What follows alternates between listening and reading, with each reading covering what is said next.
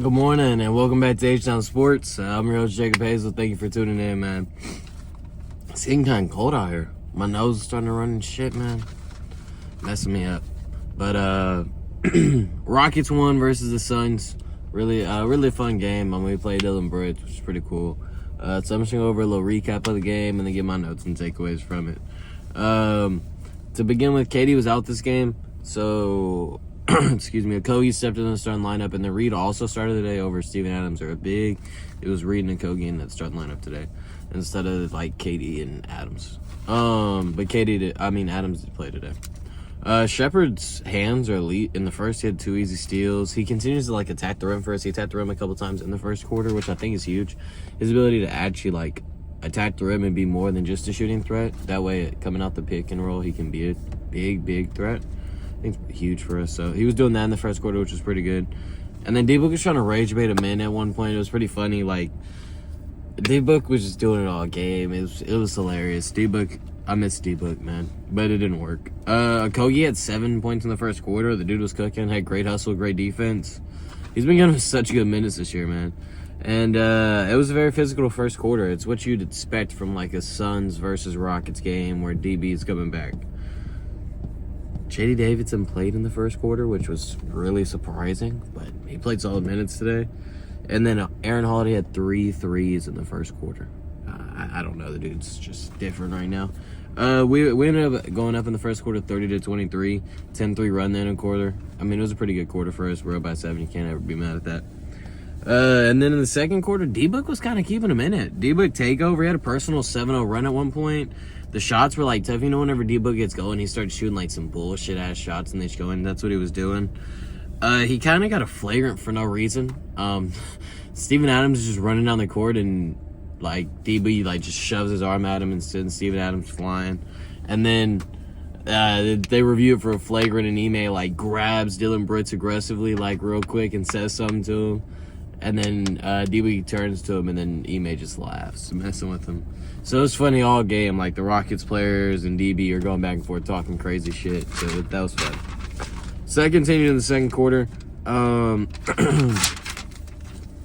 were up 59-50 at the half, which felt good. We were cooking. This whole game, we kind of felt in control. D-Book wasn't cooking in the first half so far. He was efficient, but he wasn't shooting as many shots as he needed to because we were double teaming him and forcing the ball out of his hand. And the third, it felt like we dominated the glass, and if we dominate the glass, we dominate the game for the most part. So we started to dominate the glass, we started to dominate the game. Şengün had a nasty double spin. Dude, he had spin to one, spin twice. Şengün's so nasty in the post. They were double teaming him all game, so it's stat line isn't going to be that crazy, but he was making the right read all game.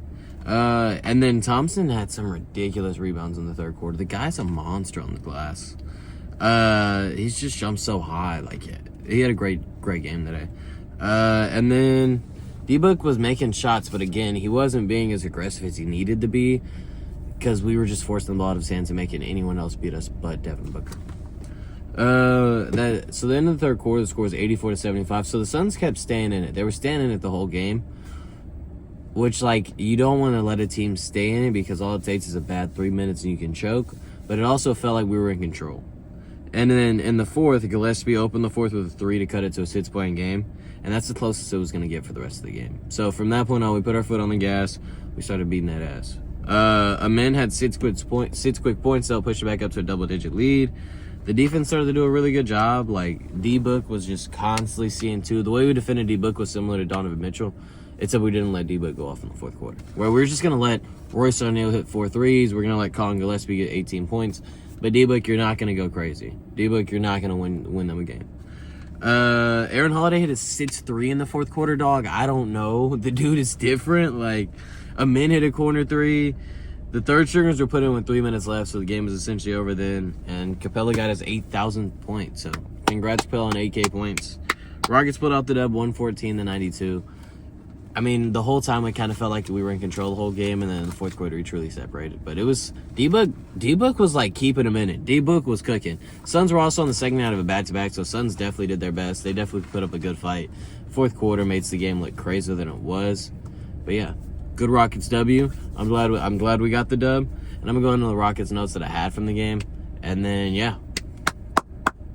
So to get started, the Rockets shot 42% from three.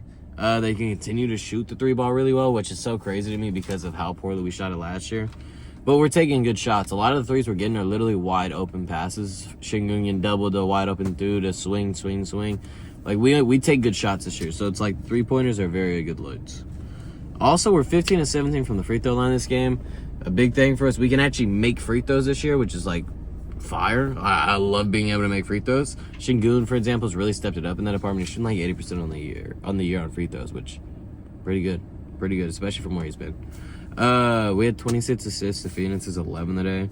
Again, we're always making that at your pass. We're always doing the right read. We get good shots. We shoot it efficiently for the right reason because we're making the right plays. We have 54 paint points compared to their 30. Holy shit! Yeah, so we dominated the paint, dominated the paint. Did a great job of passing the ball. You're gonna win a lot of games that way. And then we had 18 fast break points spread there 4. So we turned the ball over actually similar amount of times, but we didn't let them take advantage of the turnovers and score in transition where we're able to score in transition off of our TOs. It was just a great team win without KD, so we got him. We don't have him against Golden State. I'll do a preview later in the episode, but you gotta win as a team whenever you don't have your best scorer. Just to highlight some of the players. Amin had 28, 7, and 8 today in a min game. He was cooking. He's so good. Some of his finishes are insane. Like he had like a inverted Euro step that I don't even know what it was called. Like that's what they called it on the broadcast, I guess. They were a little confused too, but like, and then he had like a sidestep floater. Like the dude's just different, and his ability to like elevate and hang in the air just helps him finish so well. Aaron Holiday, 22 points. The dude hit 6 threes, had 3 steals. Dude is literally projected to have like no role again, like at all. And like 15 games into the year, he's now playing a huge part. Like it's crazy. Shout out to Aaron Holiday for just stay ready crew, man. That guy's tough. He's always been able to cook whenever he gets a chance. So shout out to him. Bari, 17 points, 7 boards, 2 assists. 2 steals and 2 blocks. He's a stud, bro. I love seeing Jabari hunt for his own shot sometimes because it feels efficient. Like every time I see a Jabari ISO, dude, I like it. I like Jabari hunting for his own shot. I like whenever he goes and gets into his post bag or faces someone up. It's cool, man. So go Jabari, keep cooking, bro. Keep cooking. You're still in a contract already. That's like you're already a better contract than what we're paying you, and then that contract's only gonna get better and better. That was a really, really good contract by the Rockets. And then Shingun, 18 points, 5 boards, 5 assists. The stats aren't going to show it, but if you watch the game, you understand. Shingun played an awesome game. He was constantly in double team because no one can fucking guard him. So he always just made the right pass. You can't force it. All you got to do is pass and then swing. Again, he had some hockey assists not go his way, but he played a great game. He also played really good defense. He just had a really good game. The stats don't show it, but he played great. So shout out to him. And then Josh Okogie, 9 points, 6 boards, 3 steals today. Yo, the dude is, I don't know. I said the same thing about Holiday. He wasn't supposed to have a role, but like Okogie literally wasn't even on the team. Like the last guy signed, and the dude's doing this. So shout out to Josh Okogie just staying ready. Reed didn't have his best game, but he still contributed. Stayed on the defensive end, had 3 steals. That shot will fall. Teams still respect it regardless, but I love the fact that he was competing regardless of what was happening on the offensive end. And then Adams had 7 boards, 4 offensive. Capella had 5 boards, he had 1 offensive rebound. So good this year, coming in, doing their job, grabbing rebounds, grabbing offensive boards, protecting the rim a little bit, and finishing. And then J.D. Davidson, good minutes. Shout out J.D. Davidson. The stats aren't crazy, but he played good minutes, played solid defense play. He was out there, so let's go. That's going to do it for the Rockets notes and recap about the Rockets versus Suns game, which was pretty good game. It's super fun to see him, like, Dylan Bird's back. Seeing him, like, dap up all the guys after the game almost made me tear up a little bit, man. It seemed like it was a brotherhood for real, which was pretty cool. But, yeah, that's going to do it for the Rockets recap. I'm going to go ahead and get into the Rockets preview before the game versus the Warriors today. I hate the Warriors, but let's get into it. So we're 11-4 with a 4 seed now. We're taking on the 8 seed Warriors, who are 10-9. The Warriors are 6-1 at home again, something to note, and they have played a lot of back-to-backs. They've played 5 back-to-backs this year. So they're an old-ass team, and the old-ass team is playing back-to-backs. Probably not a good recipe for success. But they just haven't been playing like a team that has championship DNA. They're playing like dumbasses. They're turning the ball over, and like they're just not playing the way that a team that's won a championship, that has Steph Curry and Draymond Green on their roster, that has Steve Kerr coaching their roster, should be playing. But if they're going to turn around, it probably would be against us, because, yeah. So far this year, the Warriors ranked 21st offensively, 27th in turnovers, 13th defensively, and 22nd in rebounding. So overall, it just hasn't been that good of a year for them. They're not playing up to the standard they want to play. But it's still the Warriors, so yeah, you know what the Warriors do to us. The players, Steph, he's still elite, bro. He's still so good. Like, I don't got to talk about him too much. You know who he is, but he's averaging 29 points per game this year, the most since 2021, and he's like 37. The dude's different. Like, I don't know how they always do that. Him, Braun, KD just don't age. Jimmy, it's not getting, like, he's not worth $60 million anymore. 20 points, 5 and 5, that shit's regular, dude. That shit's, like, he can turn it on, but I just don't appreciate the fact that he doesn't turn it on every game. Because it's like, dog, you're good for, 30 games out the year, and then the rest of the games you're a solid NBA player, but you're not worth $60 million. I don't know. I don't appreciate the fact that he doesn't try in the regular season like that. I mean, I don't know. But I guess he's saving his energy, so I'm not mad at it, but it just, if your team's 10-9, it's not like you can save your energy, you know? But he's still Jimmy Butler. I wouldn't be surprised if Jimmy Butler drops 30 today, because of his ability to get to the free throw line, his ability to get layups, attack the rim. Jimmy Butler can easily drop 30, so I wouldn't be surprised if he has a good game today. I just wish he tried every game day in and day out, because I think he's a very talented player. Pods, shit, he's ugly. Yeah, he's ugly. Moses Moody, career at 12 points per game. I love Moses Moody minutes. I feel like every time I see him play, he plays good minutes, but it's just Steve Kerr, so I don't know what that is. But yeah, he's been a great connected piece this year. I'm pretty sure after this year, his contract's up, so he's playing for a new contract. He'll get a little bit of money, nothing crazy.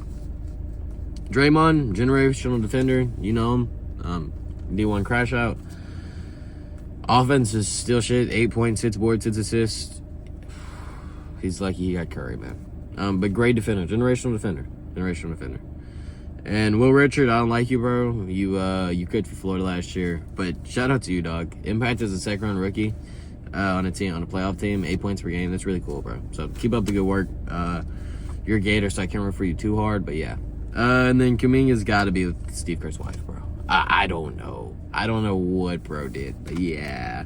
I don't think he's gonna play today. I'm pretty sure I saw that he was out, so no Kuminga today. But it's not like he's been having that big of an impact this year anyway for them. My prediction, Rockets are going to win. We're going to get a big game from Şengün because they're going to let Draymond guard him one-on-one. I don't think they're going to double Şengün that much with Draymond on him because they trust Draymond so much, which makes sense. And so, yeah, Rockets are going to win thanks to a big game from Şengün. Reed dropping 20 today, and the final score is going to be 114-106 Rockets. Final note, I hate the Warriors. We've lost to them 5 times in a decade in the playoffs. From 2015 to 2025, we missed the playoffs for 4 of those years. So 5 out of the 6 times we lost in the playoffs in the past 10 years has been to the Warriors, bro. I mean, like, dog, they just own us in the playoffs, man, which is rough. So, fuck the Warriors, fuck Draymond, go Rockets. Let's get this W, man.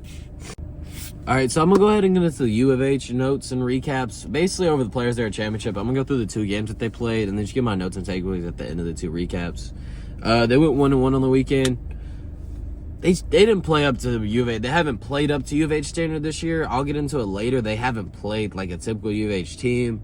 But let's do the recaps first, so we'll get into that stuff later. The U of H recap. First game we played, the Orange, Syracuse.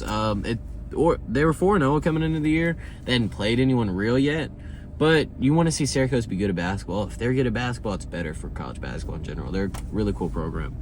And they had 4 early threes. Helped Hughes jump out to a 23-14 lead. Their bench came in sniping. They had a guy coming off the bench and hit 3 threes. His name was Belmont, I'm pretty sure.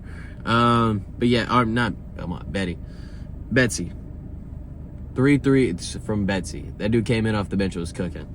JoJo's a monster. Dude had 3 blocks in the first 3 minutes. Like, But Syracuse is doing a good job at crashing the offensive glass. The theme so far throughout the year that the Cougars are facing, letting teams crash the glass. The Orange kept missing free throws, which is a dangerous game to be playing. We'll see how that fares later, but you don't want to miss free throws. They were missing them bad. And basically, first half was tightly contested. We're going back and forth. The scores are right around each other.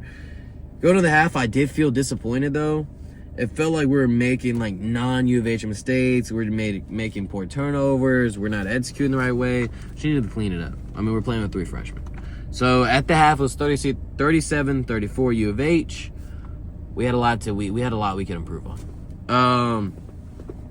In the second, Chris Annette started to make his presence felt after a quiet first, which is nice. And Sharp was at one point 8 of 8 from the free throw line, while Syracuse was 8 of 20. It was so fucking bad. It was really bad. Really bad. It looked bad whenever they would shoot. It looked off right away, a lot of the guys. It was rough. Even like Kean Anthony, who I think probably should be a good free throw shooter, didn't shoot well from the free throw line. I think it was like 4-9. So, Sinek showed he has all the potential to be like a really good rebounder out there. Like some of the boards he got today were huge. Versus Syracuse were big. Like very athletic rebounds, jumping up high. He just had to get better at the fundamentals. I feel like boxing out and making sure dudes can't crash the glass. That's a JoJo. I mean, that's an everybody thing. But I think the biggest thing is like Sinek just making sure he's boxing out. Our pick and roll defense is like insane. It feels like we had like 6 people on there. The way we just trap out the pick and roll was like shutting Syracuse down. It was really good. And Cardiac Coogs are back, baby. We're up by 11 with 2:50 left, and the game felt all but over. There's no energy in the arena at all. And then the offense just fell flat. We had 2 turnovers. We missed 2 threes, and Syracuse just didn't miss. They also, like, they just didn't miss. I mean, Cuse, like, literally got a tie game with a chance to end in regulation. They drive down, but JoJo blots it and sends it to OT, thankfully. And shout out to Sacco. He stayed vertical right there. Big play, did not get a foul called on him. So that was going to 67-67 was the final score in regulation. And then in overtime, Uzan, I'm just going to read the plays basically in order because it's only a short period. Uzan had a layup, 22 points to get him to 22 points. He was playing a great game. I hadn't mentioned his name yet, but Uzan was playing really well. And then Cuse followed it up with a layup of their own. Tied up at 69-69. Sharp had a nice 2-pointer to make it 71-69 with 3 minutes left. And then the very next possession for us, after getting a stop, Sharp hit a 3 to make it 74-69 with 2:36 left. And then Cuse, offensive rebound. And then a 2-point shot to make it 74-71. Again, just not. What are we doing? Rebound the basketball, goddammit. Finish possessions. But that made it 74-71. Free throws came back to bite Syracuse again. They go 1 and 2 of the line, make it 74-72 with the minute left. Again, kept missing free throws. It was a free, and then that was basically about it. We had a really tough shot that got made, a dagger shot, basically, where we got a bucket. And then it just became a free throw game for the last 30 seconds. And we made our free throws. That's what vet teams do. You got to make free throws if you want to win big games, especially in March Madness. So I'm glad U of H is making their free throws, and we got bailed out that Syracuse did. So Coogs won 78-74. Great win, but it wasn't a good win. It was like a, why are we choking an 11-point lead win? But a win's a win, and we'll take it. The players there is all about point differential, but I could give 0 shits I don't care about that at all. All I care about is winning the game. If we don't win the players there championship, who cares?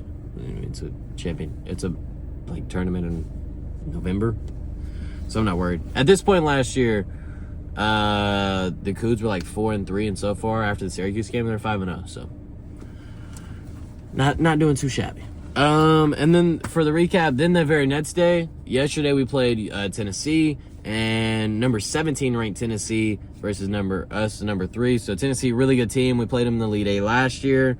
Very different team. They lost a couple of their guards, but they still have that same defensive culture. Rick Barnes, if he has a team, it's going to be a good defense. So Kingston had 2 and 1s to kick things off, but which was fun to see. The kid is not normal.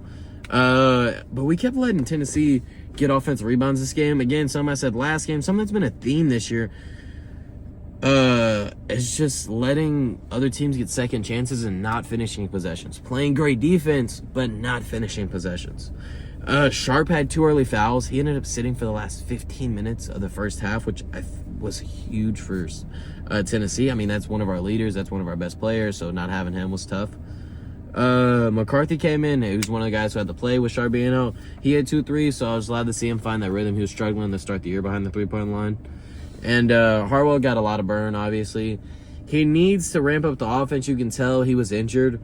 But I love the way he's been defending and hustling so far. I think the offensive game will come around. He has the talent. I mean, he has all the talent. So Mercy Miller gave some solid minutes in the first half. Again, guys had to step up with Sharp out and whatnot.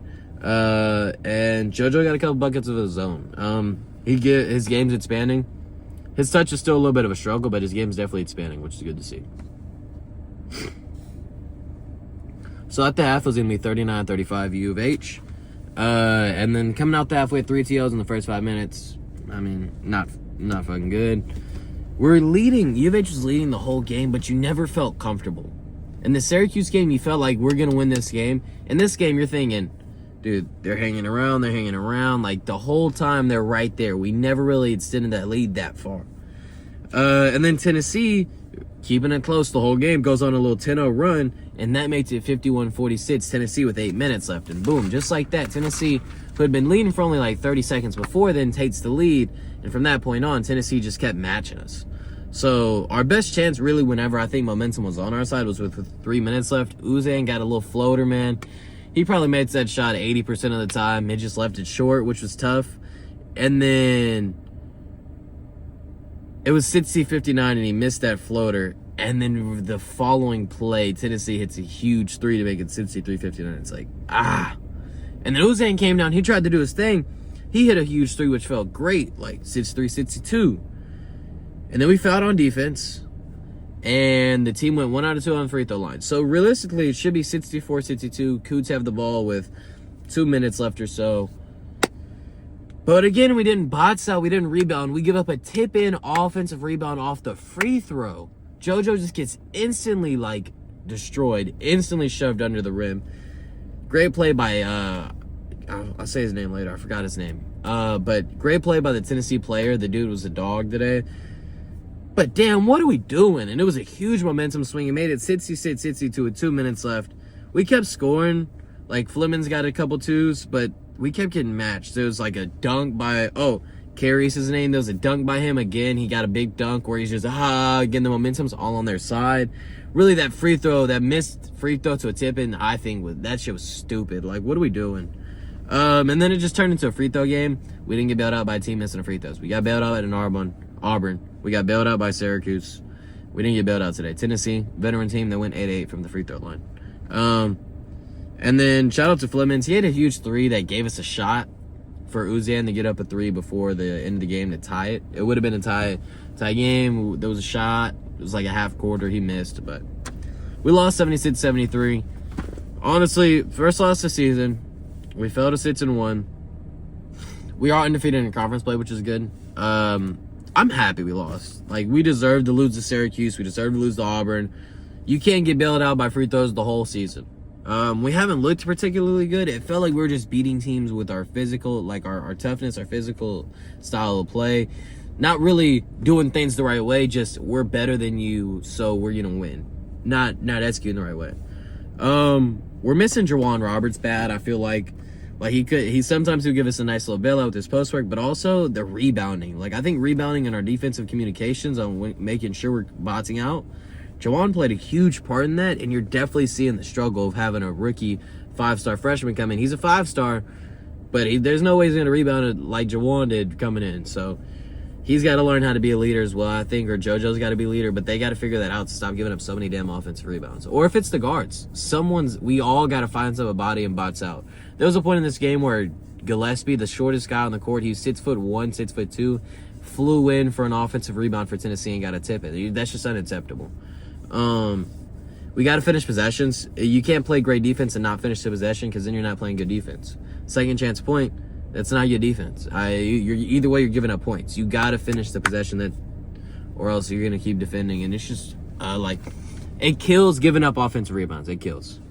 It's expected with 3 freshmen playing like big roles, even though one doesn't play like one. But still, that's just what it is.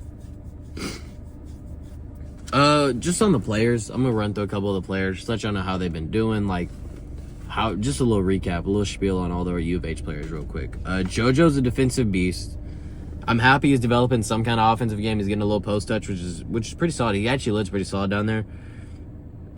He does have to use to Jawan. I don't think he's ready for that increased rebound role that he needs to take on. He hasn't done it so far yet, or he's not botsing out yet. I don't know what's going on down there, but I really think it's a Sanak and JoJo thing where they just got to get on the same page. But it's okay. Everything else is still there, and that offensive game is developing, so I hope he can continue it because he's going to need some type of offensive game if he's going to go to any type of Nets level. And then, dude, Flemings is not a freshman, dog. Like, he just plays like a vet, makes the right play. I love, like, this game. Like, you sometimes realize he just needs to get a bucket. Like, at one point in the fourth quarter, he's like, yo, just get out the way, clear out. And then Tate's dude one-on-one, hits a tough, like, fading midi. Like, it was nasty. The dude is unstoppable one-on-one. I wish he would look for his own shot a little bit more. Yeah, like, he's just so good at getting paint touches. Like, getting 2 feet in the paint. Putting pressure on the defense and then making the right read out of that, whether that's going up for a take or whether that's kicking it out to an open guy. Future lottery pick, dude. He's going to continue to rise up draft boards, and if he has a good March, dude, just watch out. Maybe like a Fears kind of thing if he has a good March. Although Jeremiah Fears is a little bit of a better shot maker. But that's okay. That's okay. Uzan, so glad he came back, dude. He's been very good at getting a bucket whenever we need it as well. He had a little bit of a rough couple games to start the year, but great 3-point shooter and defender, and he's back to his normal self. I mean, great leader, great guy. I like seeing Uzan out there.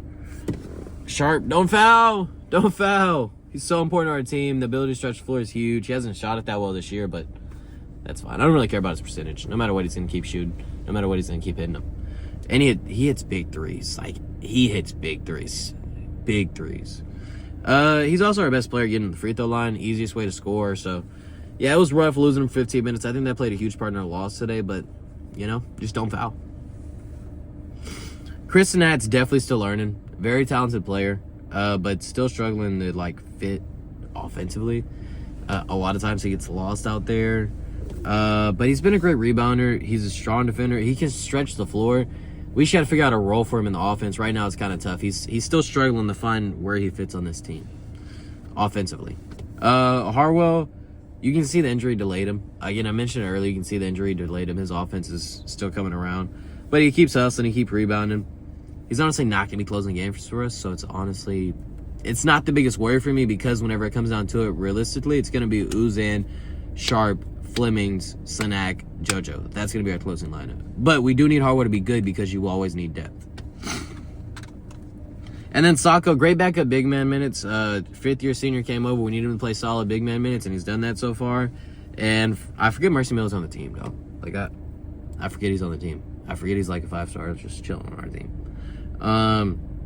But he played solid minutes today. He had a moment earlier. I just wanted to talk about him because he had a moment where he fouled somebody, and I guess he told Samson, hey, dude, I didn't foul. And it says, fuck Vegas. I hate putting any type of sports venue in Vegas because they always price out the average fan. Not the average fan. They always price out the real fan.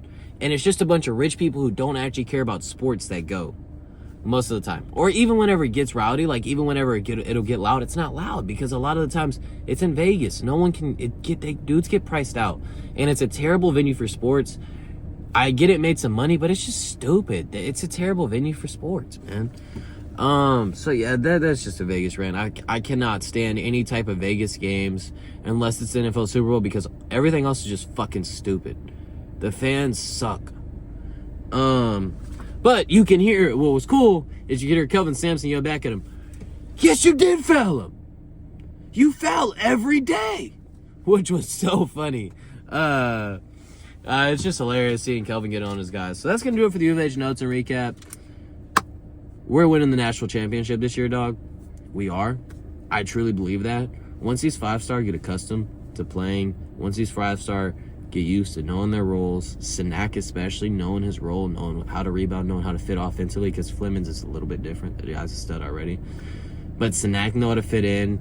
and then just figure out as a team how to finish possessions on defense, I really think we're going to win the national championship because of the mix of the vets and the young guys that we have. We got those 5-star freshmen, but it's not 5-star freshmen like Duke had. We also got 5-year vets or 4-year vets in there. You know what I'm saying? So we're winning the national championship. Trust. But yeah, go Coogs, go Rockets. Thank y'all so much for tuning in to the episode. Sorry about the runny nose, dude. I was a little sick, but we're pushing through it.